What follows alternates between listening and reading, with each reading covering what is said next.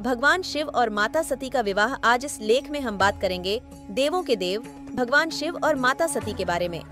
माता सती आदि शक्ति का ही एक रूप है। भगवान शिव परम तत्व हैं, तो आदि शक्ति इस परम तत्व का एक अभिन्न अंग है। आदि शक्ति परम तत्व की परम शक्ति है। एक दूसरे के बिना यह सृष्टि न तो जन्म ले सकती है और न ही जीवित रह सकती है। इस लेख में हम जानेंगे कि भगवान शिव और माता सती का विवाह कौन से युग में हुआ। साथ ही हम जानेंगे कि इस विवाह के परिणाम क्या रहे। भगवान शिव और माता सती का विवाह कौन से युग में हुआ। भगवान शिव और माता सती का विवाह सत्य युग में हुआ था। यह विवाह भी भगवान शिव और माता आदि शक्ति की लीला का एक हिस्सा था, जिससे आने वाली मानव पीढ़ियों को मिली। बात तब की है जब ब्रह्मा भगवान के एक पुत्र हुआ करते थे, जिनका नाम था दक्ष।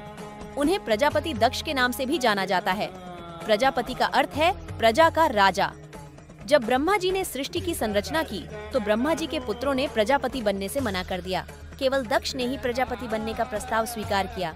इस प्रकार दक्ष को प्रजा का राजा चुना गया और उनको इसका कार्यभार दिया गया। प्रजापति दक्ष का विवाह स्वयंभू मनु की पुत्री प्रसूति से हुआ और इन दोनों की 16 पुत्रियां हुईं। 16 में से एक पुत्री का नाम सती था। सती माता आदिशक्ति का ही एक रूप थीं। प्रजापति दक्ष को माँ आदिशक्ति के रूप में सती की प्राप्ति घोर तप के बाद हुई थी। ब्रह्मा जी ने प्रजापति दक्ष को आदेश दिया कि अपनी पुत्री सती का विवाह देवों के देव भगवान शिव से कर दो।